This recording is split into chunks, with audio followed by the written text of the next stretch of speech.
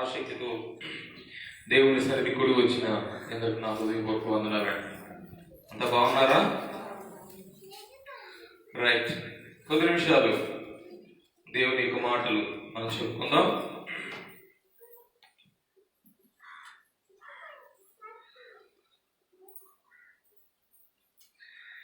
వాక్య పరిచయంలోనికి వెళ్ళడానికి ముందు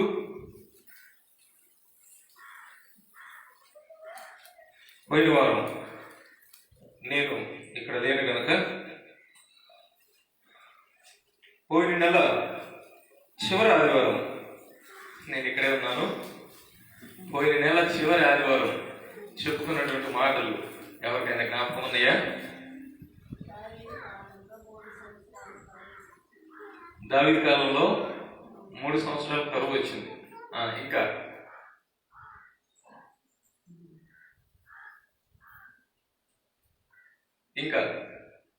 3 సంవత్సరాలు కరువు వచ్చింది. అదేనా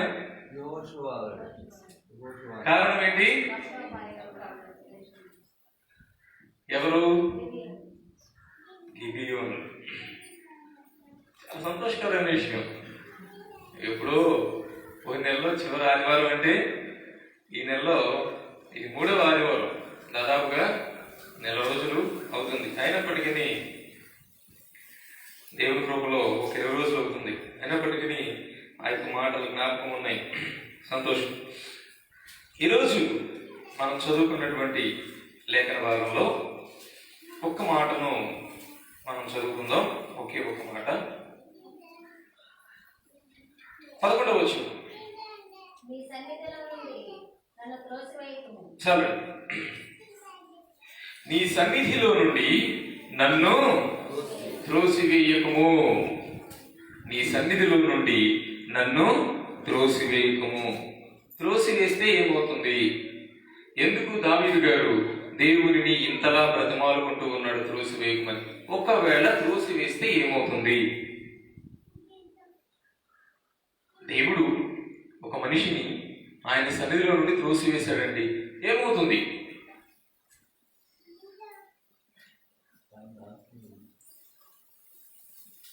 ఏమండి, ఎవరికి తెలియదా? త్రోసివేస్తే ఏమవుతుంది? ఎందుకు దేవుడు ఒక మనిషిని ఆయన సన్నిధిలో ఉంచాలి, ఆయన సన్నిధిలో ఉండనియాలి? అసలు ఒక మనిషిని దేవుడు ఆయన సన్నిధిలో ఎందుకు ఉండనియాలి? ఒక మనిషి దేవుని సన్నిధిలో ఎందుకు ఉండాలి? ఒకవేళ దేవుని సన్నిధిలో ఉండకుండా త్రోసివేయద్దు ప్రభువా అని దావీదు గారు ఇంతలా దేవుడిని బ్రతిమాలుకుంటూ ఉన్నాడు. కారణం ఏంటి? త్రోసివేస్తే ఏమవుతుంది?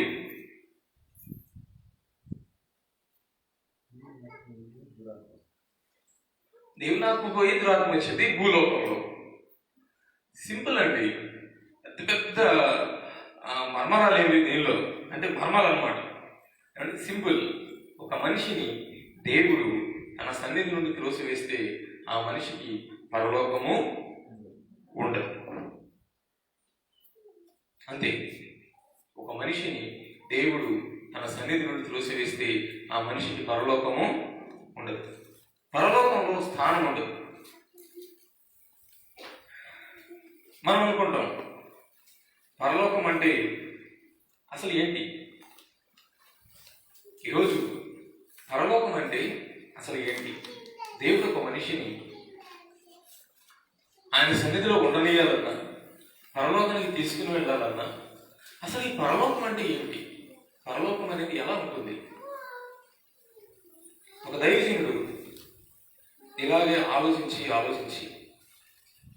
చాలా విషయాలు పరలోకంలో గురించి ధ్యానం చేసి పండుకొని నిద్రపోతూ ఉంటే ఆయనకి కలలో దేవుడు ఒక దృశ్యం చూపిస్తూ ఉన్నాడు. ఏమిటంటే, ముందుగా ఆయన నరకానికి వెళ్ళాడు. ఎక్కడికండి? నరకానికి వెళ్తే అక్కడ ప్రజలందరూ పక్క చిక్కిపోయి ఎముకలు గూడుల్లా తిండి లేక ఎండిపోయి కళ్ళన్నీ బయటకు వచ్చి వికారమైనటువంటి దెయ్యపు రూపాలతో ఉన్నారట. ఇదేంటి ఇలా ఉన్నారు అని అంటే ఎవరు అంటున్నారంటే ఇది నరకము కదా, నరకమందు ప్రజలు ఇలాగే ఉంటారు అన్నటువంటి కొద్ది నిమిషాలకి వాళ్ళందరికీ భోజనాలు వచ్చినాయి. ఏమొచ్చినాయండి? భోజనాలు వచ్చినప్పుడు అందరూ చాలా సంతోషంగా పరిగెత్తుకుంటూ వెళ్ళారు. అయితే భోజనాలు వచ్చిన తర్వాత ఆ భోజనశాలకు పంపించబోయే ముందు వారికి ఒక క్రమముగా ఒక క్యూ పెట్టి, ఆ క్యూలో వారికి రెండు చేతులు, ఒక మనిషి రెండు చేతులు చాపితే ఎంత పొడవు ఉంటుందో గుర్తుపెట్టుకోండి. ఒక మనిషి రెండు చేతులు ఇలా చాపితే తన పొడవుతో సమానముగా ఈ రెండు చేతులు వెడల్పు కూడా వస్తుంది. అంత పొడవాటి గరిటెలు వారి యొక్క చేతులకు కట్టి వీటితో తినాలి అని చెప్పారు ఆహార పదార్థాలు. ఏంటండి? అంత పొడవాటి గరిటెలు చేతితో కడితే ఎంత కుదురుతుందా? అందరూ కూడా ఆ రెండు గరిటెలు దీంతో ట్రై చేస్తున్నారు, దీంతో ట్రై చేస్తున్నారు. మొత్తం మీద గరిటెతో పెట్టేదాన్ని మాత్రం నోటికి అందుకోలేకపోతున్నారు. ఎందుకని? గరిటెలు చాలా పొడవున్నాయి. వాళ్ళకి ఇచ్చినటువంటి భోజన టైము ఆ 10 నిమిషాలు అయిపోయింది. ఎవ్వరూ ఒక్క ముద్ద కూడా తినలేకపోయారు. ఒక్క మెతుకు కూడా నోట్లో పెట్టుకోవడానికి అవ్వలేదు. అన్ని రకాల ఆహార పదార్థాలు వచ్చినాయి వాళ్ళకి, కానీ ఒక్క ముద్ద కూడా ఎవరు తినలేకపోయారు.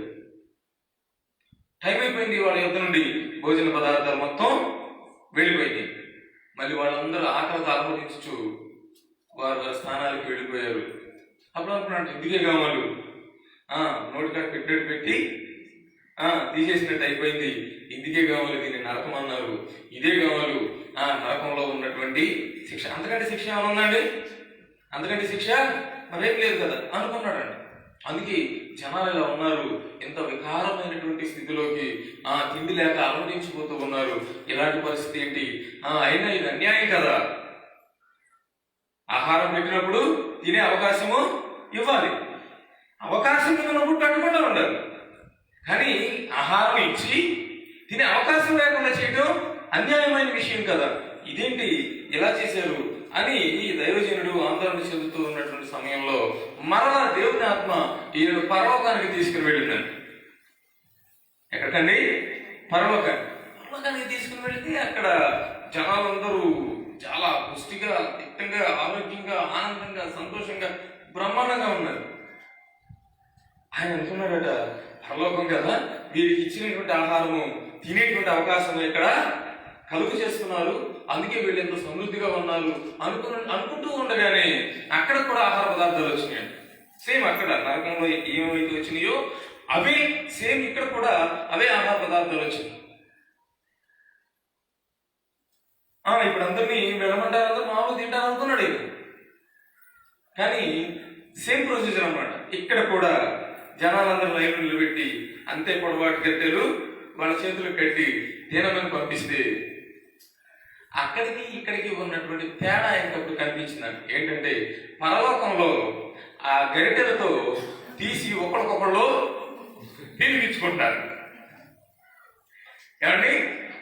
చాలా ఈజీ కదా. ఆ గరిటెలు, చేతికి కట్టబడిన గరిటెలు తీసి ఒకరికొకళ్ళు వీళ్ళు వాళ్ళని తినిపిస్తే వాళ్ళు వీళ్ళకి తినిపిస్తున్నారు. బ్రహ్మాండంగా వాళ్ళకి ఇచ్చిన టైం కంటే ముందే భోజన పదార్థాలన్నీ అయిపోయినాయి. అక్కడేమో వచ్చిన భోజనాలు వచ్చినట్టు వెళ్ళిపోయినాయి. ఆకలితో ఉన్నవారు ఆకలితోనే ఉన్నారు.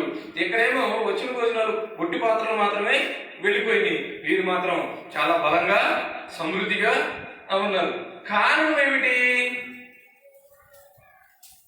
అండి? కారణం ఏమైంటుంది? అక్కడికి ఇక్కడికి తేడా ఏమిటి? ఇక్కడ ప్రేమ ఉంది, అక్కడ ప్రేమ లేదు. ఇక్కడ ప్రేమ ఉంది, అక్కడ ప్రేమ లేదు. మనుష్యుల మధ్య ముందు ఎదుటి వారికి మనం ఏమి ఇస్తామో అదే మనకు కూడా ఇవ్వబడుతుంది. వారికి నేను ఎందుకు ఇవ్వాలి? వారికి నేను ఎందుకు చేయాలి? వారికి ఈ మంచి చేసినందు వలన నాకు వచ్చే ఉపయోగం ఏమిటి అంటే మనకు కూడా ఎప్పుడు ఏమీ చేయకూడదు. దావీదు గారు అంటున్నాడు, దేవా నీ సన్నిధిలో నుండి నన్ను త్రోసివేయకము. దేవుని సన్నిధిలో ఉన్నటువంటి వారు పరలోకం వెళతారు, దేవుని సన్నిధిలో నుండి త్రోసివేయబడినటువంటి వారు నరకానికి వెళతారు. పరలోకము నరకం అంటే మనము చూడనటువంటి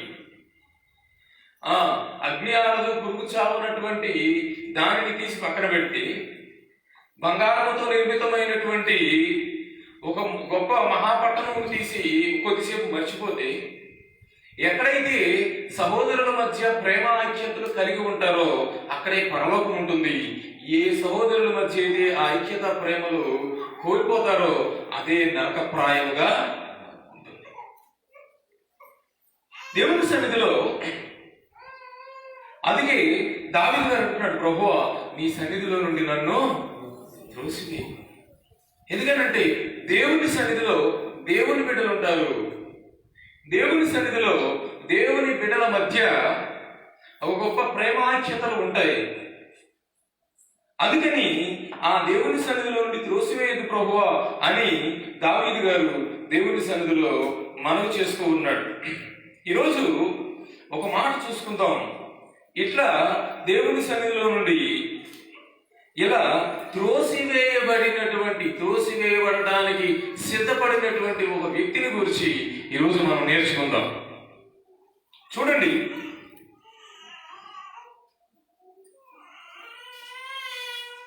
లూకా శుభవార్త 16వ అధ్యాయము. లూకా శుభవార్త 16వ అధ్యాయము 1 నుండి చదువుకుందాం. మరియు ఆయన తన శిష్యులతో ఇట్లా, నేను ఒక ధనవంతుని యొద్ద ఒక గృహ నిర్వాహకుడు ఉండెను. వాడు అతని ఆస్తిని పాడు చేయుచున్నాడని అతని యొద్ద వాని మీద నేరము మోపబడగా అతడు వాని పిలిపించి, నిన్ను గూర్చి నేను వినుచున్న ఈ మాట ఏమిటి? గృహ నిర్వాహకతకు లెక్క అప్పగించుము. నీవు ఇక మీదట గృహ నిర్వాహకుడవై ఉండవలదని వానితో చెప్పాను. ఆ గృహ నిర్వాహకుడు తనలో తాను, నా యజమానుడు ఈ గృహ నిర్వాహకతపు పనిలో నుండి నన్ను తీసివేయును గనుక నేను ఏమి చేతును? త్రవ్వలేను, భిక్షమెత్తు ఎంత సిగ్గుపడుచున్నాను. నన్ను ఈ గృహ నిర్వాహకతపు పనిలో నుండి తొలగించున్నప్పుడు వారు నన్ను తమ ఇండ్లలోనికి చేర్చుకొనున్నట్లు ఏమి చేయవలెనో నాకు తెలియననుకొని తన యజమానుని రుణస్థులలో ఒక్కొక్కని పిలిపించి, నీవు నా యజమానునికి ఎంత అచ్చి ఉన్నావని మొదటి వాణ్ణి అడిగాను. వాడు 100 మణుగుల నూనె అని చెప్పగా, నీవు నీ చీటీ తీసుకొని త్వరగా కూర్చుండి 50 మణుగులని రాసుకొనమని వానితో చెప్పాను. తరువాత వాడు, నీవు ఎంత అచ్చి ఉన్నావని మరి యొక్కని అడుగగా, వాడు 100 తూముల గోధుమలని చెప్పినప్పుడు వానితో, నీవు నీ చీటీ తీసుకుని 50 తూములని రాసుకొనమని చెప్పాను. అన్యాయస్తుడైన ఆ గృహ నిర్వాహకుడు యుక్తిగా నడుచుకొనేనని వాని యజమానుడు వాన్ని మెచ్చుకొనేను. సరే,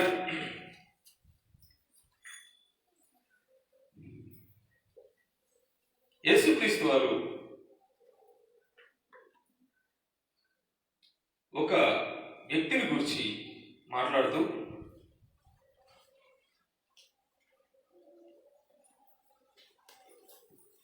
ఒక గృహ నిర్వాహకుని గురించి చెప్తూ,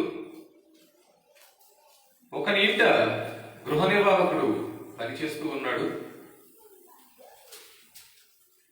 అయితే ఆ గృహ నిర్వాహకుని మీద ఒక నేరము మోపబడింది. ఏమిటది? ఆయన తన యజమానుని ఆస్తి పాడు చేయుచున్నాడు. మొదటి వచనంలోని, వాడు అతని ఆస్తిని పాడు చేయుచున్నాడని అతని యొద్ద వాని మీద నేరము మోపబడినప్పుడు తన యజమానుడు ఆయన పిలిపించి, నిన్ను గురించి నేను వింటున్నది ఏంటి? ఇక నుండి నీ ఉద్యోగం ఏం చేయవసరం లేదు, నీ యొక్క లెక్కను నాకు అప్పగించి నీవు మరొక ఉద్యోగం చూసుకోవచ్చు, నీవు ఈ ఉద్యోగం విడిచిపెట్టి వెళ్ళవలసి ఉంటుంది, నీ లెక్క అప్పచెప్పు అని అడిగినప్పుడు ఆయన అనుకుంటున్నాడు, నిజంగా ఆస్తిని పాడు చేయని వాడైతే, ఆయన మీద మోపబడినటువంటి నేరం అబద్ధమైతే నిర్భయముగా, ఎలాంటి నిర్భయముగా తన యొక్క లెడ్జెస్ అన్ని తీసుకుని వచ్చి, తన యొక్క లెక్కల పుస్తకములన్నీ తీసుకుని వచ్చి, తన యొద్ద ఉన్నటువంటి డబ్బులను తీసుకుని వచ్చి, బ్యాంకులో ఉన్నటువంటి బ్యాలెన్స్ షీట్స్ మొత్తం తీసుకుని వచ్చి, ఇదిగోండి ఇంతమందికి ఇదిగో ఇలా వ్యాపారంలో ఎంత ఖర్చు పెట్టాను, వచ్చిన ఆదాయం ఎంత, మిగిలినటువంటి డబ్బులు ఎంత, దానిలో మన చేతిలో ఉన్నది ఎంత, ఇదిగో చేతిలో ఉన్నటువంటి డబ్బులు, ఇదిగో ఈ బ్యాంకులో ఉన్నది ఎంత, ఈ బ్యాంకులో ఇంతుంది, ఇది మొత్తం లెక్క చెప్పి సరిచేసి ధైర్యంగా ఆయన ముందు నిలబడగలిగేవాడు. కానీ ఈ పనివాడు దీని మీద మోపబడిన నేరం నిజమే. ఏంటి? ఈయన తన ఆస్తిని పాడు చేయుచున్నమాట వాస్తవమే. ఈయన తన ఆస్తిని పాడు చేయుచున్నమాట వాస్తవమే కనుక త్వరపడి నిర్భయముగా తన ఎదుట ఉన్నటువంటి లెక్కల పుస్తకాలు తీసుకొచ్చి చూపించేటువంటి ధైర్యం లేక, లెక్క చెప్పేటువంటి గుండె ధైర్యం లేక, ఇంకా ఏముంది చూపించమన్నాడు, రేపు చూపించాలి, రేపు నేను చూపించకపోతే ఎల్లుండి ఆయనే వచ్చి కూర్చుంటాడు, ఆఫీసులో కూర్చుని మొత్తం పుస్తకాలను బయటకు తీస్తాడు, నా జీవితం బయటికి వచ్చేస్తుంది, నేను బయటికి వెళ్ళిపోతాను. బయటికి వెళ్ళిన తర్వాత ఏం చేయాలి? కూలి పని చేసుకోవాలా? కూలి పని చేసేంత కెపాసిటీ నాకు లేదు. ఎందుకనంటే గృహ నిర్వాహకుడు అంటే ఆయనకు ఒక పెద్ద క్యాబ్ ఉంటుంది, ఏసీ ఉంటుంది, మొదటి నుండి దానిలోనే పనిచేసి ఉంటాడు. ఆయన ఆ రూమ్ నుండి బయటికి రాకుండా తన యొక్క పనులు చేసుకుంటూ ఉంటాడు, జీతం లక్షల్లో ఉంటుంది. అటువంటి వాడు వెళ్ళి ఈ రోజున పొలంలో వంగి పని చేయాలన్నా, ఇంకా లేకపోతే ఏదైనా కూలి పని చేయాలన్నా చాలా కష్టంగా ఉంటుంది, అసలు చేయలేడు. సరే, కూలి పని చేయలేనటువంటి పక్షంలో భిక్షమెత్తుతాడా? భిక్షమెత్తలేడు. ఏం చేయాలి? చేసిన తప్పు బయటపడిపోయింది. ఏమైందండి? చేసిన తప్పు బయటపడిపోయింది. 1-2 రోజుల్లో నా ఉద్యోగం పోతుంది. యజమానుడు మంచివాడైతే వదిలేస్తాడు, ఇంకా కొంచెం కోపిష్టి, కాస్తంత కనికరం తక్కువైనటువంటి వాడు కఠినాత్ముడైతే వదిలేసే పరిస్థితి ఉండదు, తీసుకుని వెళ్ళి చెరసాలలో వేయిస్తాడు. ఆ తర్వాత నాకెవరో పనివ్వరు, నాకెవరో ఉద్యోగం దొరకదు, నేను ఎలా బ్రతకాలి అని ఆలోచించి ఆయన చేసినటువంటి పని ఏంటంటే 5వ వచనంలో తన యజమానుని రుణస్థులలో ఒకరిని పిలిపించి, నీవు నా యజమానునికి ఎంత ఇచ్చి ఉన్నావని మొదటి వారిని అడిగిన వాడు 100 మణుగుల నూనె అని చెప్పగా, నీవు నీ చీటీ తీసుకొని త్వరగా కూర్చుండి 50 మణుగులని మొదటివాడు.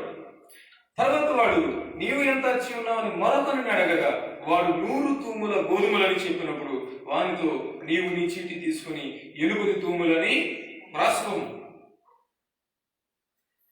కానీ ఇక్కడ జాగ్రత్తగా గమనించండి, ఈయన మీద మోపబడిన నేరం ఏంటి? అందరూ చెప్పాలి. ఈయన మీద మోపబడిన నేరం ఏంటి? వెనక కూర్చున్నటువంటి వారు అందరూ కూడా సమాధానం ఇవ్వాలి. ఈయన మీద మోపబడిన నేరం ఏంటి? తన ఆస్తిని 1వ వచనంలో, వాడు అతని ఆస్తిని పాడు చేయుచున్నాడని అతని యొద్ద వాని మీద నేరము మోపబడగా. నేరం ఏంటంటే ఆస్తిని పాడు చేస్తున్నాడని, అంతేనా? ఆస్తిని పాడు చేస్తున్నాడని నేరం మోపబడింది.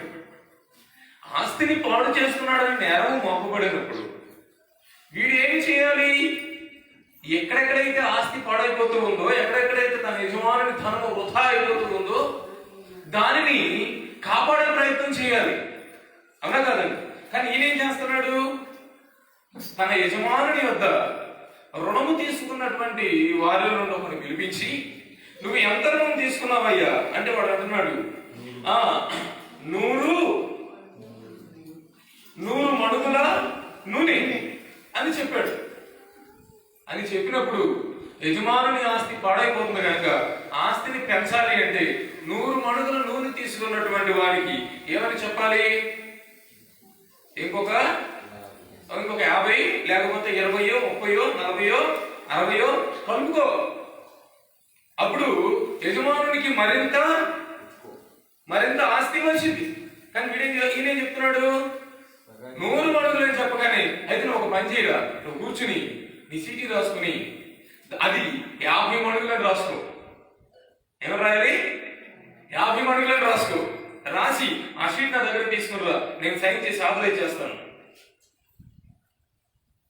సంతోషమే కదా? అప్పు తీసుకున్నవాడికి సంతోషమా దుఃఖమా? 100 రూపాయలల్లా పోయి 100 రూపాయలు ఇవ్వాల్సిన చోట 50 రూపాయలు రాసుకోమంటే సంతోషమా దుఃఖమా? చాలా హ్యాపీ. వాడికి అవగా కూర్చుని 100 కొట్టేసి 50 అని రాసుకుని రాసినటువంటి కాగితం దగ్గర తీసుకురాగానే ఈయన సైన్ చేసి ఆథరైజ్ చేశాడు. వాడు హ్యాపీగా ఫీల్ అయ్యి వెళ్ళిపోయాడు. మరొకడు పిలిచాడు, నువ్వు ఏం తీసుకున్నావు నా యజమాని చెప్తున్నాడు. వాడు చెప్పాడు 100 తుమ్ములు గోధుమలే. అయితే నువ్వు పని చేయరా, కూర్చుని 80 తుమ్ములను రాసుకో. 80 తుమ్ములను రాసుకుని నా దగ్గర తీసుకునిరా, నేను ఆదాయం చేస్తాను. 80 తుమ్ములను రాశాడు. తీసుకుని రాగానే సైన్ చేసి ఈయన స్టాంప్ వేసి ఆదాయం చేసి పంపించేసాడు. వాడు హ్యాపీ. 100 ఇవ్వాల్సిన 50 ఇస్తే సరిపోతుంది, 100 ఇవ్వాల్సిన 80 ఇస్తే సరిపోతుంది. ఇక్కడ యజమానుని ఆస్తి తగ్గుతుందా పెరుగుతుందా? యజమానుని యొక్క ధనము తగ్గుతుందా పెరుగుతుందా? వీడు చేసే పని వలన. అందరూ ఎలా చూస్తారేంటి? బైబిల్లో ఉన్నది చెప్తుంది. నేను అందరూ ఎలా చూస్తారు? నేను చెప్తుంది కాదా? చదువుకుంటారా? చదవండి. విచిత్రంగా చూస్తున్నారు వెనక. ఆలోచనం, వాడు 100 మణుగుల నూనె అని చెప్పగా నీవు నీ చీటి తీసుకుని త్వరగా కూర్చుని 50 మణుగులని రాసుకోము అని మనతో చెప్పాను. తర్వాత వాడు నీవు ఎంత జీవనాన్ని మరొకరిని అడగగా వాడు 100 తూముల గోధుమలని చెప్పినప్పుడు వానితో నీవు నీ చీటి తీసుకుని 80 తూములని రాసుకోమని చెప్పాను.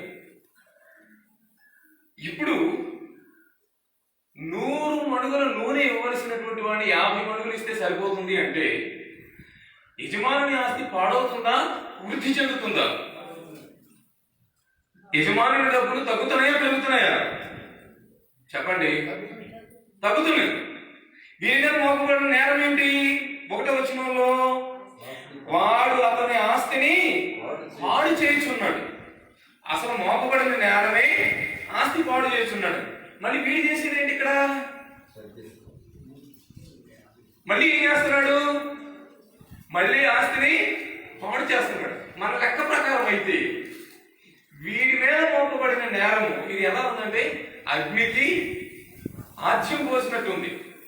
ఎవరు అంటారు కదా, గోరి చుట్టుతో బాధపడుతుంటే దాని మీద రోగం పడితే ఎలా ఉంటుంది, అలా ఉంది. ఈ యజమానుడికి మరింత కోపం రావాలి. అసలు నువ్వు ఆస్తిని పాడు చేస్తున్నావని నీ మీద నేరం మోపబడి నీ పుస్తకాలు తీసుకొచ్చి ఎక్కడ అప్పచెప్పరా బాబు అంటే నువ్వేంటి అందరిని పిలిచి ఇంకా నాకు ఇవ్వాల్సినటువంటి డబ్బులు మొత్తం ఇంకా తగ్గిస్తున్నావు అంటే ఇంకా నా ఆస్తిని పాడు చేస్తూనే ఉన్నావు అని యజమానునికి కోపం రావాలి. అవునా కదా? అవునా కదండి? కానీ ఇక్కడ జరిగినటువంటి ఒక విచిత్రమైనటువంటి విషయం ఏంటంటే 8వ వచనంలో అన్యాయస్తులైన గృహ నిర్వాహకుడు యుక్తిగా నడుచుకొనినని వాని యజమానుడు వానిని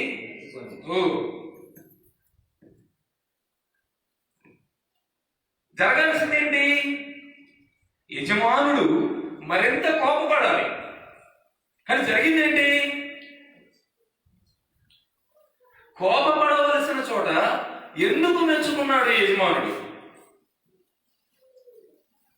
కోపపడవలసిన చోట యజమానుడు మెచ్చుకోవడానికి గల కారణం ఏమిటి? ఏమై ఉంటుంది?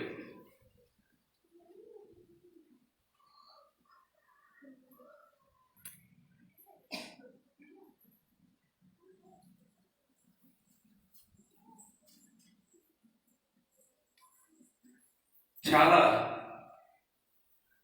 అంతుపట్టనటువంటి విషయం ఇది. అర్థం కానటువంటి విషయం.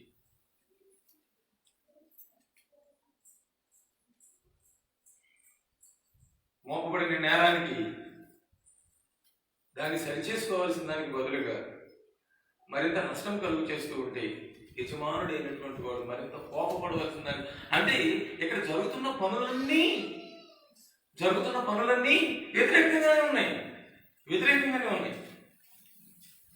లాభం చేకూర్చవలసిన వాడేమో నష్టం చేకూరుస్తున్నాడు, కోపపడవలసిన యజమానుడేమో మెచ్చుకుంటూ ఉన్నాడు. అన్నట్టు ఈ క్రైస్తవ మతమే ఎదురు మతంగా ఉంటాం. ఏమండి, వీళ్ళు చేసే పనులు వ్యతిరేకంగానే ఉంటాయి. ఈ గ్రంథంలో రాయబడిన మాటలు కూడా వ్యతిరేకంగానే ఉంటాయి. ఇక అన్ని కూడా వ్యతిరేకంగా జరుగుతూ ఉన్నాయి. ఎవరో చెప్పింది కాదు ఇది. స్వయంగా దేవుడే మానవుడే భూలోకానికి దిగి వచ్చి మానవ రూపిగా ఆయన ప్రజలకు బోధిస్తూ ఉన్నటువంటి క్రమంలో ఆయన శిష్యులను తర్బీదు చేస్తూ ఉన్నటువంటి సమయంలో ఆయన శిష్యులకు ప్రత్యేకంగా చెప్తూ ఉన్నటువంటి మాటలు, ఆయన ఎదుగు కూడి వచ్చి వారి యొక్క సమస్తమును, వారి కుటుంబములను, వారి యొక్క ధోనిలను, ఉద్యోగములను, వ్యాపారములను సమస్తమును విడిచిపెట్టి ఆయన వెంబడిస్తూ ఉన్నటువంటి ఆయన శిష్యులకు చెప్తూ ఉన్నటువంటి మాటలు. ఎటువంటి మాటలు చెప్తున్నాడో చూడండి. న్యాయం చేయవలసినటువంటి, కాపాడవలసినటువంటి గృహ నిర్వాహకుడేమో మరింత పాడు చేస్తూ ఉన్నాడు. తీవ్రమైన ఉగ్రరూపంతో ఈయన మీద విరుచుకుపడవలసినటువంటి యజమానుడేమో ఈయనను మెచ్చుకుంటూ ఉన్నాడు. ఎంత మాత్రము అన్ని విడిచిపెట్టి నీ దగ్గరకు వచ్చి నీ మాటలు ఏంటంటే మాత్రం ఆచరణ సాధ్యము కాని మాటలు ఈయన చెప్తూ ఉన్నాడు. నిజమేనా? అబద్ధాలు చెప్తాడా? యేసుక్రీస్తు గారు అబద్ధాలు చెప్తాడా? టైంపాస్ కోసం ఏమైనా మాట్లాడతాడా? కామెడీ ఏమైనా చేస్తున్నాడా? జోకులు వేస్తున్నాడా? ఏమండి, ఏం లేదు. ఆయన అబద్ధికుడు కాదు. ఆయనకున్నది చాలా తక్కువ టైం, 3.5 సంవత్సరాలు తన శిష్యులను ఆయన సిద్ధపరచాలి.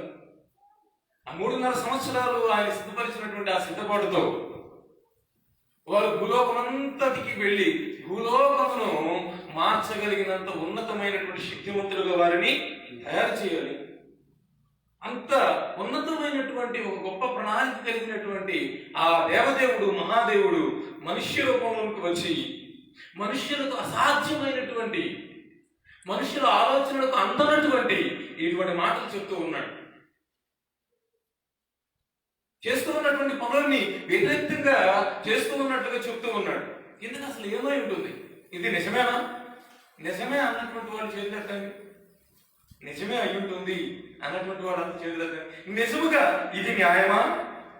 ఆస్తి పాడు చేయించున్నాడని నేరము మోపబడినటువంటి వ్యక్తి మరింత యజమానుడికి నష్టము కలుగు చేస్తూ ఉండడం సమంజసమా? సరే, మరింత నష్టం కలుగు చేస్తూ ఉన్నప్పుడు యజమానుడైనా వచ్చి కోపపడవలసిన దానికి బదులుగా ఏం చేస్తున్నాడండి? మెచ్చుకుంటూ ఉన్నాడు. ఇది సమంజసమైన విషయమా మెచ్చుకోవడం? అండి, అవునా? కొంతమంది అవును అంటున్నారు. కాదు కదా? ఖచ్చితంగా కాదు. కానీ యేసుక్రీస్తు వారు ఎందుకు చెప్తూ ఉన్నాడు? భూమి ఆకాశములైనా గతించిపోతాయి కానీ ఆయన లేఖంలో రాయబడినటువంటి ఒక సున్నైనను ఒక పుల్లైనను గతించదు. అంటే ఆయన చెప్పిన ఈ మాటలు నిజమే. నిజమైనటువంటి ఈ మాటలు మరి ఎందుకు ఆచరణ విరుద్ధముగా ఉన్నవి, సత్య విరుద్ధముగా ఉన్నవి?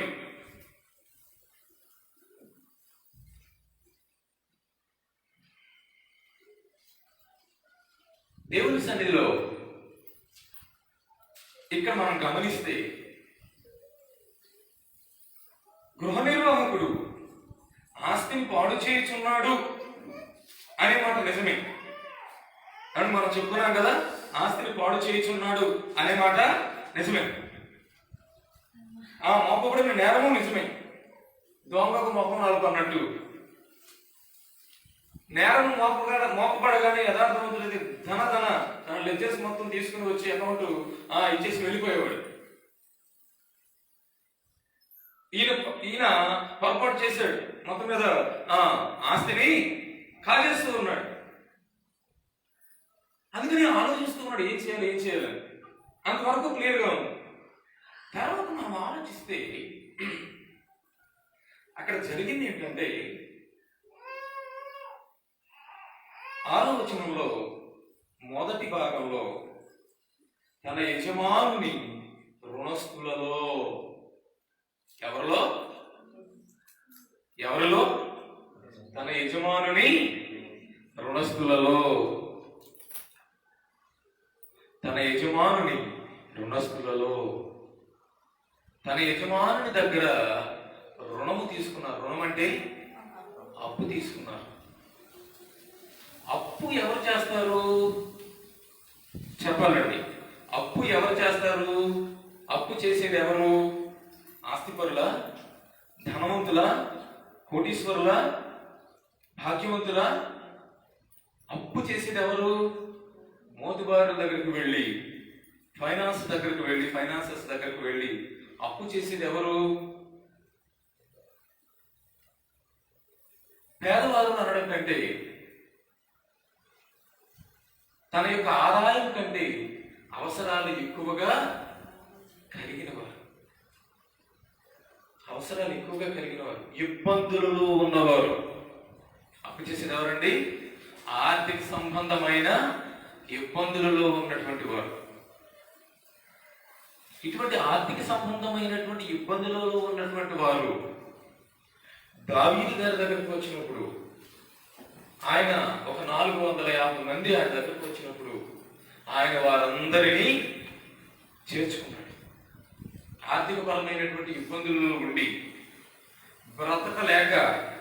బ్రతికే అవకాశం లేక దావీదు గారి దగ్గరకు వచ్చినప్పుడు ముందు దావీదు గారు వారికి నాయకుడయ్యాడు, వారిని ఆదరిస్తూ వచ్చాడు.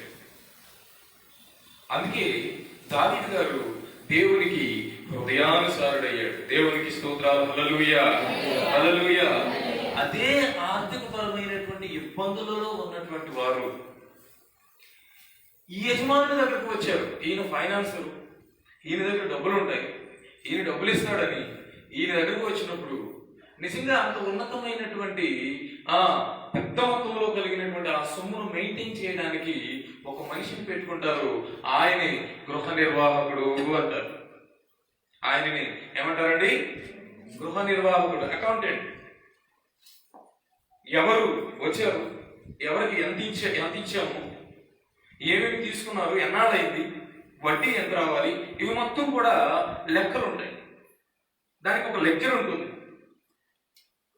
ఆ తర్వాత ఆ డబ్బులన్నీ దగ్గర బీరోలో ఎంత ఉన్నాయి, ఎంత అమౌంట్ బ్యాంకులో వేసాము, బ్యాంకు ద్వారా ఎంతమందికి రుణాలు ఇచ్చాము, బ్యాంకు ద్వారా ఎంతమంది చెల్లిస్తూ ఉన్నారు. ఇది చాలా పెద్ద వ్యవహారం ఇదంతా. వాస్తవానికి పని చేసేటువంటి వాళ్ళకి ఇచ్చేటువంటి జీతం వారు చేసే పని కంటే ఎప్పుడు తక్కువగానే ఉంటుంది. మనం అనుకుంటాం వీళ్ళు శుభ్రంగా ఏసీ రూమ్ లో కూర్చుని ఉద్యోగం చేసుకుంటూ ఉన్నారని. గుర్తుదే, దానికంటే ఎండలో వంగి నడుము నుంచి పొలం పని చేసి మనం చాలా బట్టి. ఎందుకంటే కాసేపు ఒంటితో కష్టపడతాం, చెమట కాలుతుంది, ఒళ్ళంతా అలసిపోతుంది, ఆరోగ్యం వస్తుంది, బ్రహ్మాండంగా సాయంత్రం మన డబ్బులు మనకు వస్తాయి. ఇదేంటి అని అడిగేవాళ్ళు మనల్ని ఎవరు ఉండరు. కానీ ఇట్లా గృహ నిర్వాహకత్వ పని చేస్తూ ఈ ఆర్థికపరమైన వ్యవహారాలన్నీ చూసేటువంటి వారికి ఎంతో భయానకమైనటువంటి, ఎంతో గొప్ప ఒత్తిడి ఉంటుంది. ఈ ఒత్తిడిలో కూడా వచ్చినప్పుడు కాస్తంత భయంగా ఉంటుంది, కానీ రాను పని అంతా అలవాటైపోయి సంపాదించడం మొదలు పెడతారు. ఉద్యోగం చేస్తున్నారుగా, యజమానుడు చేతినిస్తున్నాడుగా, ఏమంటే వింటున్నారా? ఉద్యోగం చేస్తున్నాడుగా, యజమానుడు జీతం ఇస్తున్నాడుగా, మళ్ళీ సంపాదించడం మొదలు పెడతామేంటి? అది ఎవరి మీద? ఈయన దగ్గరకు, అంటే ఈయన దగ్గరికి కాదు, ఈయన మొహం చూసి ఎవరు వస్తారు? ఈయనే భోజనం తనకు తన కుటుంబ పోషణ కొరకై భోజనం కొరకు ఆయన ఉద్యోగం చేసుకుంటున్నాడు. ఇంకొక ఆయన కింద పనివాడిగా పని చేస్తున్నాడు. మా మాస్టర్ గారు ఒక ఆయన ఉన్నాడు, ఆయన అనేవాడు, జిల్లా కలెక్టర్ అయినా కూలివాడేరా అని.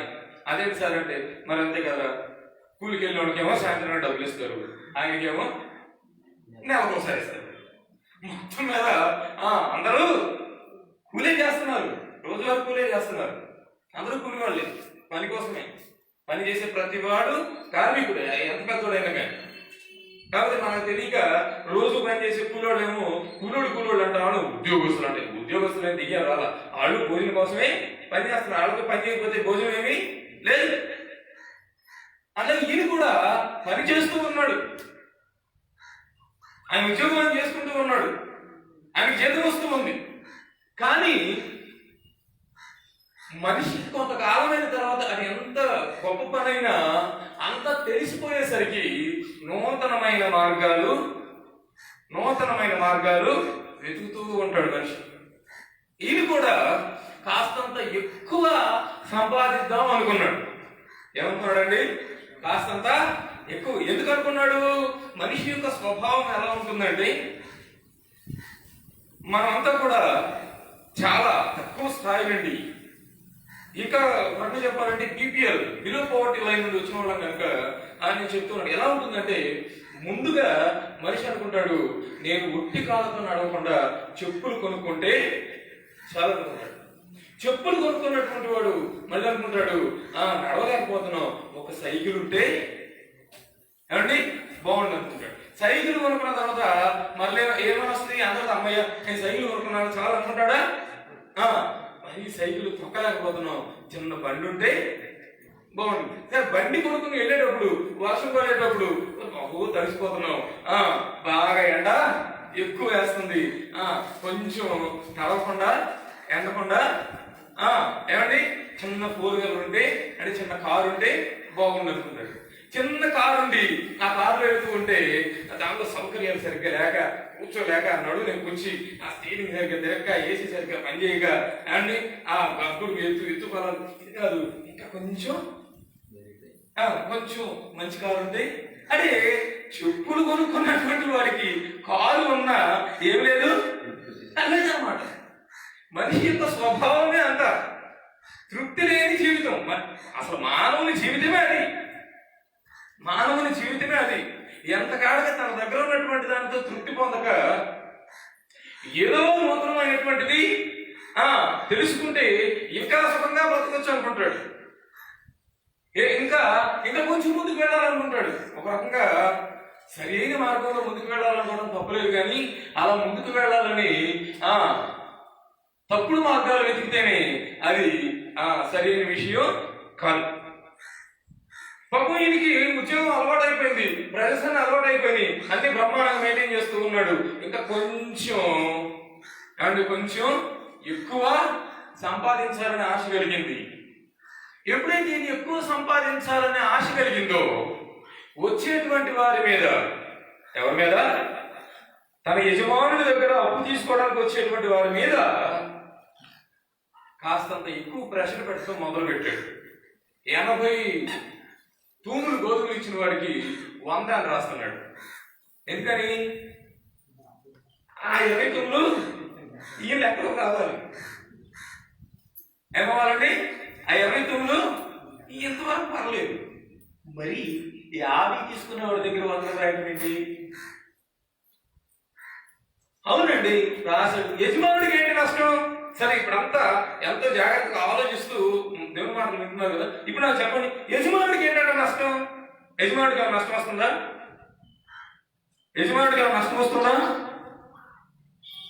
ఏంటంటే ఎలా చూస్తారు? నష్టం వస్తుందా? ఎలా చూస్తారు? వస్తుందా రావట్లేదా? ఇప్పుడు 50 మనుగులు 50 మనుగులు నూనె తీసుకున్న వాడికి 100 రాపించుకుంటున్నాడు. వాడు 100 మనుగులు వెనక్కి తిరిగి ఇచ్చినప్పుడు యజమానుడికి ఇవ్వాల్సిన 50 మడుగులు యజమానికి ఇచ్చేస్తాడు. ఆ 50 మడుగుల మీద వచ్చినటువంటి వడ్డీ కూడా యజమానుడు లెక్కలో వేసేస్తాడు. ఈ 50 మడుగులు వీడు తీసుకుంటాడు. యజమానుడు కలిగిన నష్టం ఏంటి? వడ్డీ కూడా ఇచ్చేస్తాడండి. మీరు భలేవాళ్ళే. వాడికి రాసినటువంటి చీటీలోనే 100 ఉంటుంది, లెడ్జర్ బుక్ లోనేమో 50 అని ఉంటుంది. శుభ్రంగా యజమానుడు చూపించినప్పుడు అవునండి 50 మంది ఇచ్చాము అదిగో వాడు ఉన్నాడు 3 నెలల తర్వాత 4 నెలల తర్వాత తన పంట రాగానే నూనె తీసుకొచ్చి మళ్ళీ మన నూనె మనకి ఇచ్చాడు, ఇంత వడ్డీ ఇచ్చాడు. ఇదిగో ఇది లెక్క చూపించేస్తాడు. తన ఎక్స్ట్రా రాసినటువంటి 50 మడుగుల్లోని దానికి కావాల్సిన వడ్డీని ఈయన కానీ బల కింద తెరడ బల్ల వేసుకుంటాడు. యజమానుడికి వచ్చిన నష్టం ఏంటి? ఏమైనా నష్టం వస్తుందా? ఇప్పుడు అర్థం కానటువంటి విషయం అయిపోయిందా? ఏమి నష్టం రానప్పుడు తన ఆస్తిని పాడు చేస్తున్నాడు అనేటువంటి అభియోగం ఎందుకు మోపబడింది? ఏమి నష్టం రానప్పుడు తన ఆస్తిని పాడు చేస్తున్నాడు అనేటువంటి అభియోగము మోపబడడానికి కారణం ఏంటి? వస్తుందని అన్నారు, ఎలా వస్తుందో చెప్పలేదు. వడ్డీ అన్నారు, వడ్డీ దానికి పెద్ద విషయమే లేదు, వడ్డీ కూడా బాగానే ఇచ్చేయచ్చు, ఆయన వడ్డీ ఆయనకి అప్పగించేయచ్చు. వచ్చే నష్టం ఏంటి? ఏమి నష్టము ఏంటంటే ఆలోచిస్తారు. ఏమి నష్టము? ఉందంటే ఏంటి అని అడుగుతున్నారు. లేదు అంటానికేమో పాడు చేస్తున్నాడని కనిపిస్తుంది, కానీ ఎట్లా కుదురుతుంది? అర్థం కానటువంటి విషయం అయిపోయింది. మనకి ఏంటంటే న్యాయమైనటువంటి వ్యాపారం జరిగే చోట 100 మడుగులు ఇచ్చి 100 మడుగులను రాసుకునే చోట, 50 మడుగులు ఇచ్చి 50 మడుగులను రాసుకునే చోట, ఎంత ఇచ్చి అంతే రాసుకునేటువంటి చోటకు తెలిసినటువంటి ప్రజలందరూ పెడతారు. న్యాయస్తుడు బాబు, ఆ వారం మంచివాడే కానీ అక్కడ ఉన్నవాడు కాస్టుడు బాబు, వాడు 50 అనేమో మాకు ఇచ్చేదేమో 50, రాసుకునేదేమో 100, ఆస్తి ఏమో యజమానుడిది, సంపాదించుకునేదేమో వీడు అని 10 మందికి తెలిస్తే అత్యవసరమయ్యి ఎక్కడో దొరకక, లేకపోతే దూరంగా వెళ్ళి న్యాయస్తుల దగ్గర నుంచి తెచ్చుకునే అంత టైం లేక గుండెల మీదకు వచ్చిన వాడే ఇంటర్వ్యూ తెచ్చేలే వీళ్ళని తొందరగా ఇచ్చేద్దాం అన్నటువంటి వాడే దగ్గరికి వెళ్తాడు. అప్పుడు ఏమవుతుందంటే తను ఫైనాన్స్ కోసం పక్కన పెట్టిన డబ్బులు మొత్తం యజమానుడి దగ్గరే ఉండిపోతాయి. అవును కదండి? వ్యాపారం లాభం కావాలంటే, లాభసాటిగా ఉండాలంటే అది ఒక వస్తువు అయినా ఒక డబ్బులైనా అది మూవ్ అయితేనే కదా. ఒక 10 కోట్లు పెట్టి కార్ల కంపెనీ పెట్టినటువంటి వాడు, కార్లు షోరూమ్ పెట్టినటువంటి వాడు తీసుకుని వచ్చి ఒక 50 కార్లు దించేసినప్పుడు, ఒక కారు బయటికి వెళితే అంటే ఒక కస్టమర్ వచ్చి తన కారును కొంటేనే ఆ షోరూమ్ వాడికి లాభం. కొట్టిన 50 కార్లు నెల రోజులు అలాగే ఉన్నాయి అనుకో, షాపు మెయింటెనెన్స్ లాసు, ఆ తర్వాత జాబ్ హోమర్స్కి ఇచ్చేటువంటి లాసు, గవర్నమెంట్ కట్టాల్సిన ట్యాక్స్ లాసు, డబ్బులు వడ్డీలు అంతా లాసే. ఎప్పుడైతే కస్టమర్స్ రావడం తగ్గిస్తారో వ్యాపారంలో నష్టం కలుగుతుంది. ఈ మనిషి ఈ పెద్ద మనిషి దగ్గర ఉద్యోగస్తుగా పెట్టుకున్నటువంటి వాడు అన్ని అలవాటు అయిపోయి, మోస్ట్ సీనియర్ అయిపోయి, అక్రమార్జనకు అలవాటు పడిపోయి, ఆర్థికపరమైనటువంటి ఇబ్బందుల్లో ఉన్నటువంటి వారి యొక్క ఇబ్బందిని ఆసరాగా చేసుకుని వారికి అన్యాయం చేస్తూ వారి యొక్క అధికమైనటువంటి వడ్డీని వసూలు చేసిన కారణాన్న, అధికమైనటువంటి వడ్డీ ఆయన తీసుకుంటూ ఉన్న కారణాన్న వచ్చేటువంటి వారు తగ్గిపోయారు. యజమానునికి వ్యాపారం తగ్గిపోయింది. ఇప్పుడు చెప్పండి, నష్టం ఎవరికి? చెప్పాలి, నష్టం ఎవరికి? యజమానుడికి. మోపబడిన నేరం నిజమేగా?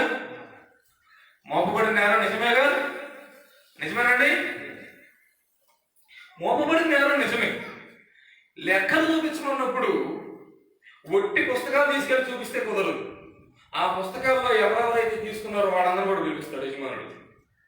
ఏం చేస్తాడండి? వాళ్ళందరూ కూడా పిలిపిస్తాడు. వాళ్ళకి రాసినటువంటి చీటీని లెడ్జర్లో ఉన్నటువంటి లెక్కన సరి చూస్తాడు.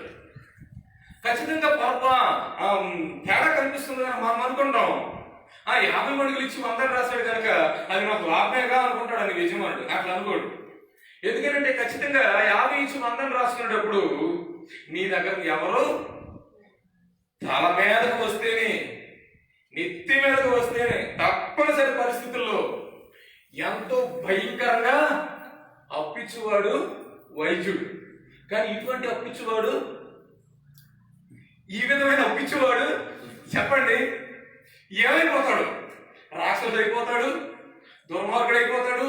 ఎన్ని తిట్టుకుంటారు, ఎన్ని తిట్టుకుంటారు, తీసుకునేటప్పుడు ఎన్ని తిట్టుకుంటారు, తీసుకెళ్ళేటప్పుడు ఎన్ని తిట్టుకుంటారు, తిరిగి ఇచ్చే లోపు అబ్బాబాబా ఎన్ని రకాలైన శాపాలు. ఎవరికి? యజమానుడికి. అవునండి, యజమానుడికి. ఎవరన్నా నామనుడు కొంచెం డబ్బులు కావాలి, మొన్న పంట వేయడానికి డబ్బులు తీసుకొచ్చావు కదా, ఎక్కడ మళ్ళీ పంచాంగం వచ్చింది ఆడి దగ్గరికి. అసలా మరి వీళ్ళు తెచ్చుకున్నాడుగా, నేనేదో నా కర్మకాలి నన్ను గెలి మీదకి వచ్చాడే కానీ వాడి దగ్గరికి అసలా అది నష్టపోతుంది. ఎవరు? యజమానుడు. నష్టపోతుంది ఎవరు? యజమానుడు. ఆస్తిని పాడు చేస్తున్నాడా లేదా? చేస్తున్నాడా లేదా? ఆస్తిని పాడు చేస్తూనే ఉన్నాడు. ఈ విధంగా తన ఆస్తిని పాడు చేస్తూ నేరం మోపబడినప్పుడు వాళ్ళందరినీ పిలిచి నువ్వెంత తీసుకున్నావు? 100 అయితే నువ్వు 50 అని రాసుకో. ఎందుకంటే వాడి గురించి లెక్చర్లో ఉన్నది 50 అని తన దగ్గర అప్పు తీసుకున్నటువంటి అప్పులందరినీ పిలిచి ఒరిజినల్ వాళ్ళు ఎంత తీసుకున్నారో అంతే రాసుకోమని చెప్పేసరికి యజమాని దగ్గర నుండి పలానా యజమాని దగ్గర ఉన్నటువంటి పలానా వాడు మళ్ళీ న్యాయంగా ఇవ్వడం మొదలు పెట్టాడు అనేటువంటి ప్రచారం అనేటువంటి మాట బయటకు పెడుతుందో అప్పుడు మళ్ళీ వ్యాపారము చెప్పండి, అప్పుడు మళ్ళీ వ్యాపారము పెరుగుతుంది, తన యొక్క నష్టము పోతుంది. అందుకే ఎప్పుడైతే ఇట్లా తీసుకుని తగ్గించి రాసుకోమని ఈ యొక్క గృహ నిర్వాహకుడు చెప్పగానే యజమానుడంట 8వ వచనంలో అన్యాయస్తుడైన ఆ గృహ నిర్వాహకుడు యుక్తిగా ఎట్లా అండి యుక్తిగా నడుచుకునేది వాని యజమానుడు వానిని మెచ్చుకొనెను. దేవునికి స్తోత్రాలు. హల్లెలూయా, హల్లెలూయా, హల్లెలూయా.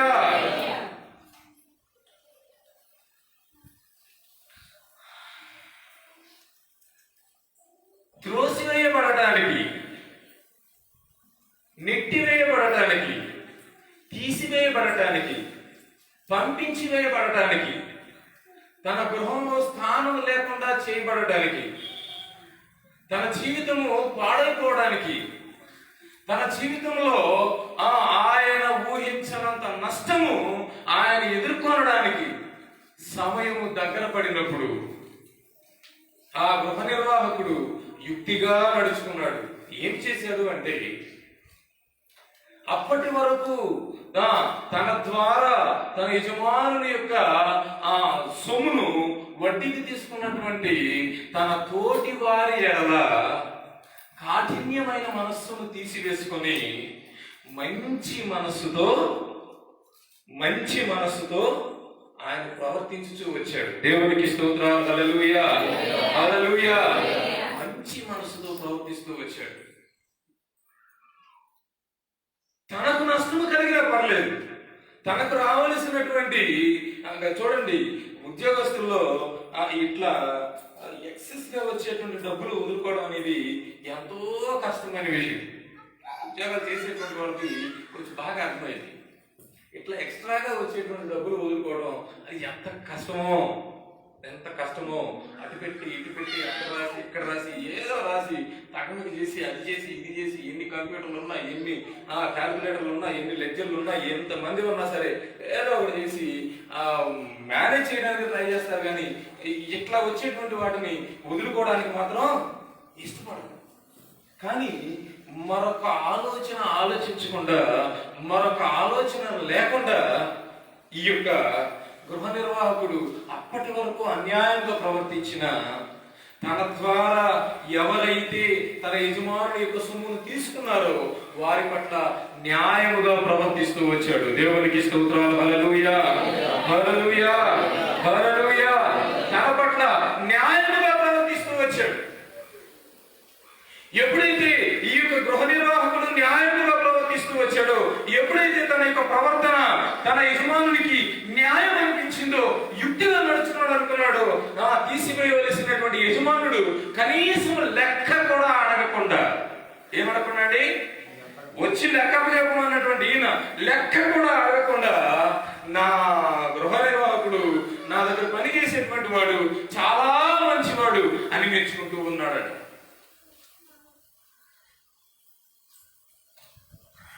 దేవుని సన్నిధిలో దేవుడు కోరుకుంటుంది కూడా ఇది. నేను మొట్టమొదటిగా చెప్పాను కదా, పరలోకము నరకము. నరకమునకు పరలోకమునకు ఉన్నటువంటి తేడా ఏంటంటే, పరలోకమందు ముందు ఎదుటివానికి మేలు చేస్తే తర్వాత వాడు మనకి మేలు చేస్తాడు. నేను వాడికి ఎందుకు పెట్టాలి, నేను ఆమెకి ఎందుకు ఇవ్వాలి, ఆమెకు మంచి ఎందుకు చేయాలి అనేటువంటి ఆలోచన వస్తే మనకు కూడా ఎవ్వరు ఏ మంచి చేయ. దావీదు గారు దేవుని దృష్టిలో హృదయానుసారుడు ఎలా అయ్యాడు? నిజంగా గొర్రెలను మేపుకునేటువంటి దావీదు గారు దేవుని యొక్క ప్రజల మీద మహారాజు ఎలా అయ్యాడు అంటే, ఇలాంటి ఇబ్బందులలో ఉన్నటువంటి వారందరినీ హక్కున చేర్చుకుని వారి యొక్క ఇబ్బందులలో నుండి వారు బయటికి వచ్చేంత వరకు ఆయనతో ఉండనిచ్చి, ఆ తర్వాత వారికి ఆయన సైన్యంలో స్థానం కల్పించి వారికి యజమానుడై ఆ ఇబ్బందులలో ఉన్నటువంటి వారి పట్ల ఆయన ప్రేమను చూపిస్తూ వచ్చాడు. దేవునికి స్తోత్రాలు. హల్లెలూయా, హల్లెలూయా. ఆ ఇబ్బందులలో ఉన్నటువంటి వారి పట్ల ఆయన చూపించినటువంటి ప్రేమను బట్టి దేవుడు ఆయన ఆశీర్వదిస్తూ వచ్చాడు, దీవిస్తూ వచ్చాడు. ఇక్కడ ఇబ్బందులలో ఉన్నటువంటి వారి పట్ల ఈ గృహ నిర్వాహకుడు చూపిస్తున్న కాఠిన్యమును బట్టి తన యజమానుడు ఆయన్ని పనుల నుండి తీసివేయాలనుకున్నాడు.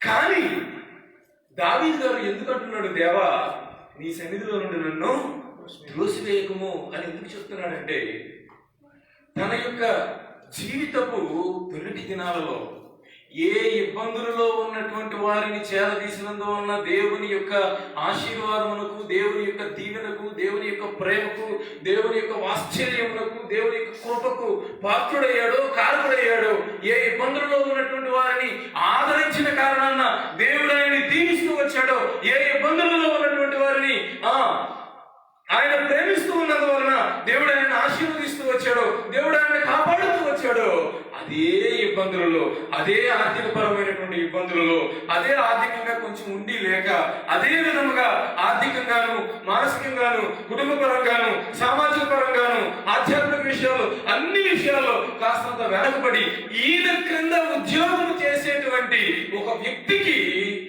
ఒక వ్యక్తికి అన్యాయం చేసినందుకు దేవుడు ఆయనను తన సన్నిధిలో నుండి త్రోసివేస్తూ ఉన్నాడు. ఒక్క వ్యక్తికి అన్యాయం చేసిన దేవుడు త్రోసివేయడానికి రెడీ అయిపోయాడు.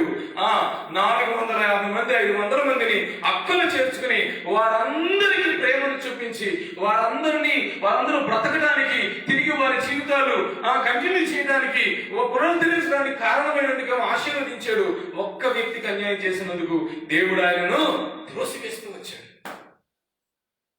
జీవితంలో దేవుడు మనల్ని దీవించాలి, మనల్ని ఆశీర్వదించాలి, ఉన్నతమైన స్థితికి తీసుకుని వెళ్ళాలి. దేవుడు మనకు పరలోకమును అనుగ్రహించాలి. దేవునికి స్తోత్రాలు. హల్లెలూయా, హల్లెలూయా. దేవుడు మనకు పరలోకమును అనుగ్రహించాలి. మనం ఉన్న చోటనే దేవుడు పరలోకమును ఉంచాలి. పరలోకములో ఉన్నటువంటి సంతోషమైన ఆనందమును దేవుడు మన జీవితాల్లో కలుగు చేయాలి అంటే ముందు మనము ఎదుటి వారికి మేలు చేసేటువంటి మనస్సు కలిగి ఉండాలి. ఎదుటివారు ఎవరు బలహీనుల, బలవంతుల, చిన్నవారా, తక్కువ వారు అనేది చూడకుండా ఎవడైతే నాకెందుకు, నా దగ్గరకు వచ్చాడు, నేను వాడికి డబ్బులు ఇవ్వాలి కనుక వాడి మీద నేను కొంత సంపాదించాలి, వాడు ఏమైపోతే నాకెందుకు? అదేనా గృహ నిర్వాహకుడు యొక్క లక్ష్యం? అదేనా? అదేనండి, వాడేమైపోతే నాకెందుకండి, వాడికి నేను పని చేస్తున్నా కనుక నాకు కొంత లాభము, అన్యాయమైన విషయం కదా. అందుకని వీడిని తన యజమానుడు తీసివేయాలనుకున్నాడు.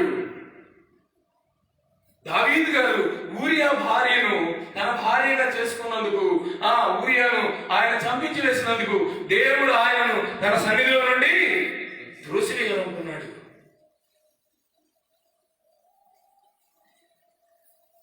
దావీదు గారు ఎదుటివారికి మేలు చేసినప్పుడు గొర్రెల కాపరిగా ఉన్నటువంటి దావీదును దేవుని ప్రజలను పరిపాలన చేసే మహాచక్రవర్తిగా చేశాడు. అన్యాయం చేసినటువంటి ఈ రుణస్తులకు తిరిగి న్యాయం చేయగానే ఈ యజమానుడు ఆయనని తిరిగి ఉద్యోగంలో ఉండనిచ్చాడు.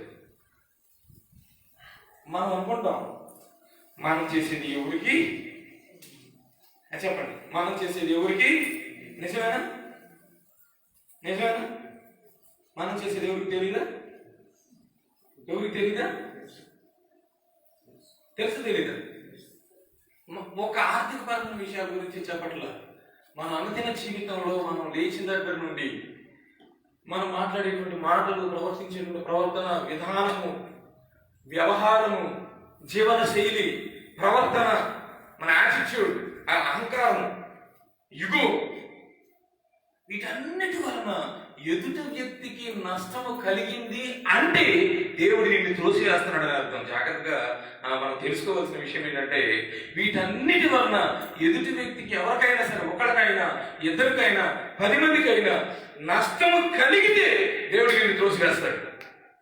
అన్యాయం చేసి నీ గృహ నిర్వాహకుడిని ఉద్యోగం నుంచి తీసివేయాలనుకున్నాడు యజమానుడు. అది చదివినప్పుడు కొంచెం విచిత్రంగా ఉండినప్పటికీ దీనిని కనుక కొంచెం మనం తెలుసుకుంటే, నేను అనుకుంటున్నాను ఈరోజు చెప్పబడినటువంటి ఈ మాటలు జనాలు మీరు గుర్తుపెట్టుకుంటారని. ఆయన ఎదురుకు వచ్చినటువంటి వారికి అన్యాయం చేసినందుకు ఆయన ఉద్యోగం నుంచి తీసేయాలనుకున్నాడు. ఒక్కరికి అన్యాయం చేసినందుకు దేవుడు ఆయనను త్రోసివేయాలనుకున్నాడు.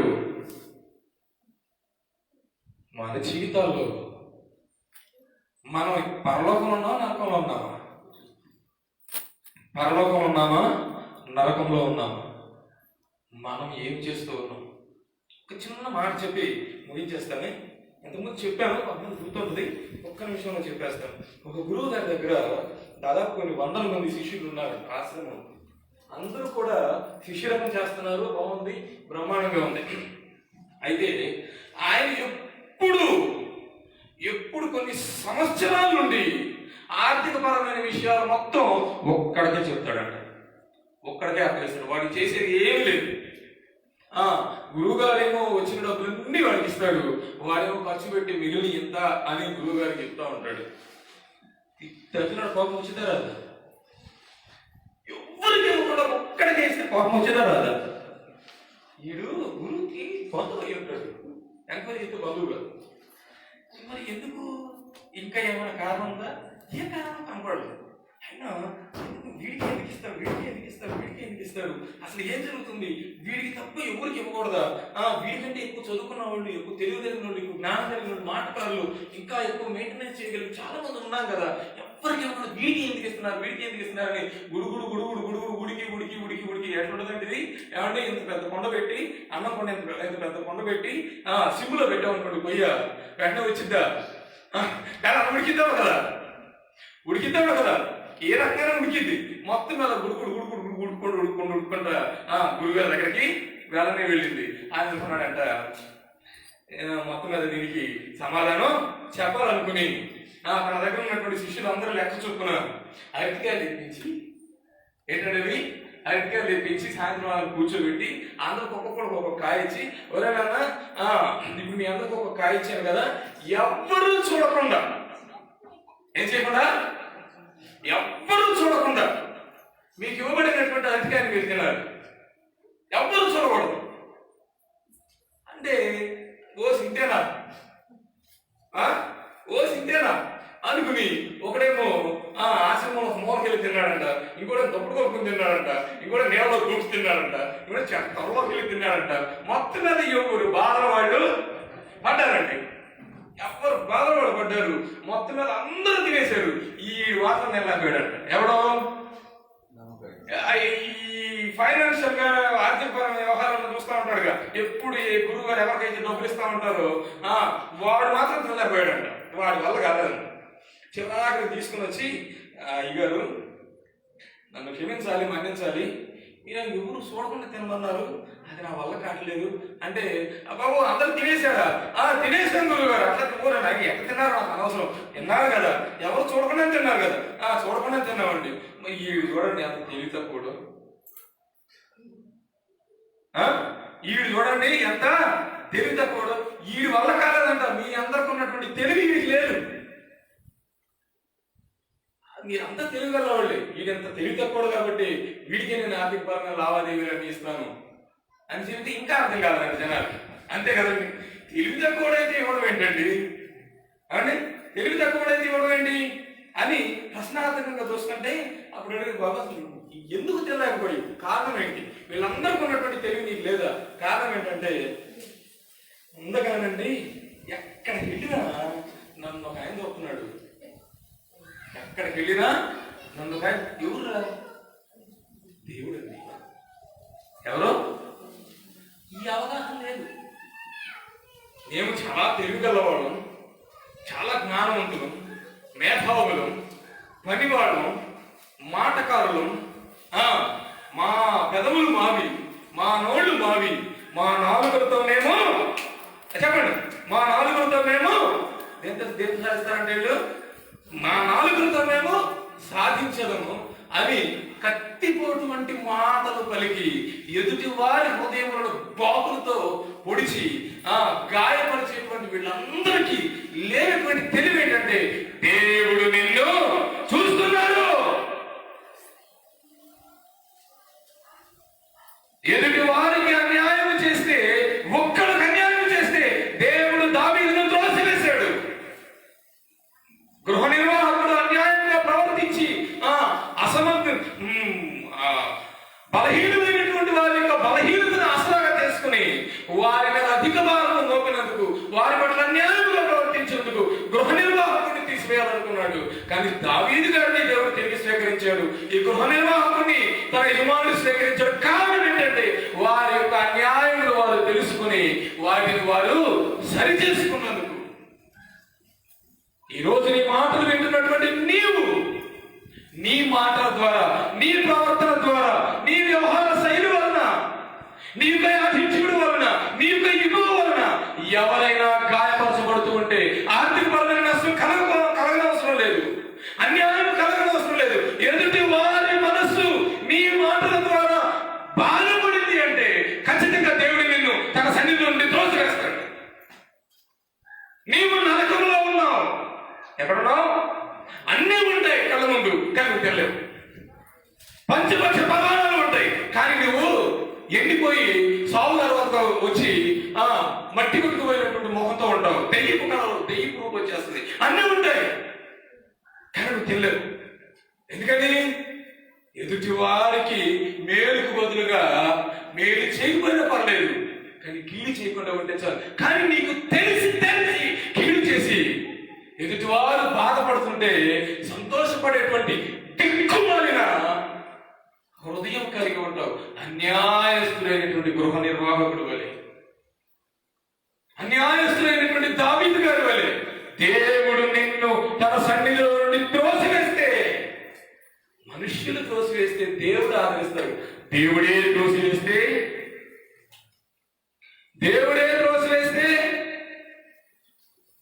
మరలా తిరిగి నేను తప్పు చేశానయ్యా అని తన తప్పును తెలుసుకొని సరిదిద్దుకుంటే, ఈ గృహ నిర్వాహకుడు చేసినట్లుగా ఎవరెవరికైతే అన్యాయం చేశాడో, ఎవరెవరికైతే తన బాధ కలిగిందో వారి విషయంలో తన యొక్క బాధ్యతను తిరిగి నెరవేర్చినప్పుడు, దావీదు గారి దేవుడి సన్నిధిలో పశ్చాత్తాపడినప్పుడు, దేవుడి నిన్ను త్రోసివేయడానికి కాదు, నీకోసం పరలోకం నుండి భూలోకానికి వచ్చి తన యొక్క చివరి రక్తబొట్టు వరకు కార్చి తన విలువైన రక్తమును ఇచ్చి నిన్ను పాపం నుండి విడిపించి ఈ రోజున ఎంతో మంది వారి వారి పనుల్లో ఉండగా నిన్ను మాత్రమే ఆయన సన్నిధిలో కూర్చోబెట్టింది నిన్ను త్రోసివేయడానికి కాదు.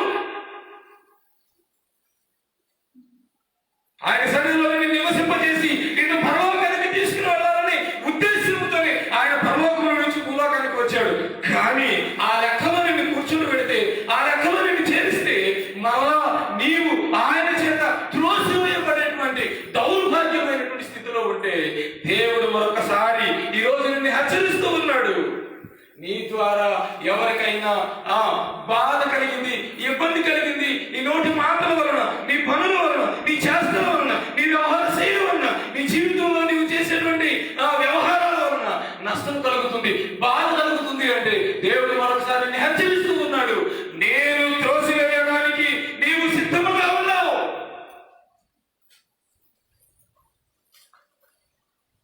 నిన్ను నరికివేయడానికి నా గొడ్డలి నీ వేరున ఉంచబడింది.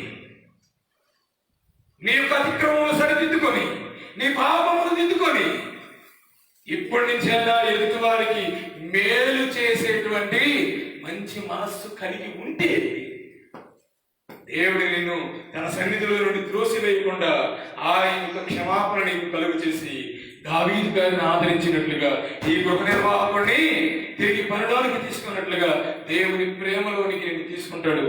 లేని పక్షంలో ఈ అన్ని మేము వింటానే వచ్చాంలే, ఈ మాటలన్నీ వింటానే వచ్చాము అనుకుంటే దేవుడు నిన్ను త్రోసివేయగా తిరిగి నిన్ను ఆదరించువాడు ఎవడు లేడు. ఎందుకంటే దేవుని చేత త్రోసివేయబడకూడదు. మనుషులు ఎంతమంది త్రోసివేసినా పర్లేదు, దేవుడు త్రోసివేయకుండా ఉంటే బ్రతికి ఉంటావు. తిరిగి మరలా నరకబడినటువంటి మొద్దు చికిత్సబడి మహావృక్షం అవుతాం. దేవుని చేత త్రోసివేయబడవద్దు దేవుని బిడ్డలారా. ఈరోజు నేను నా యొక్క మాటలు ముగిస్తూ ఉన్నాను. దేవుడు నీకు ఒక హెచ్చరిక చేస్తూ ఉన్నాడు. పరలోకంలో ఉన్నావా, నరకంలో ఉన్నావా? ఎదుటి వారికి నీవు మేలు చేస్తూ ఉన్నావా, కీడు చేస్తూ ఉన్నావా? ఎదుటి వారి పట్ల ఏ మనస్సు కలిగి ఉన్నావు అదే నీకు వస్తుంది. నీవు పరలోకంలో ఉండాలని, ఆయన సన్నిధిలో ఉండాలని దేవుడు కోరుకుంటూ ఉన్నాడు. కానీ పేరుకు మాత్రం ఆయన సన్నిధిలో ఉండి ఆయన చేత త్రోసివేయబడుచు నరకంలో బ్రతుకుచూ ఉంటే దేవుడు మరొకసారి హెచ్చరిస్తూ ఉన్నాడు.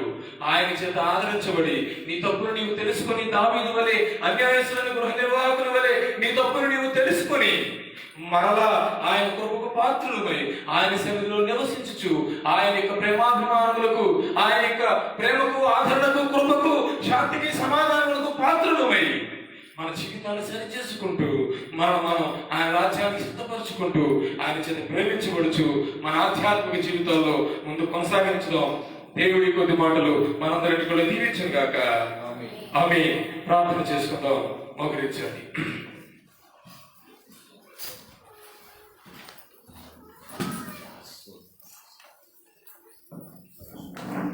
ఒక్క నిమిషం ప్రార్థన చేసుకుందాం. ఒక్క నిమిషం మన జీవితం కోసం మనం నిజముగా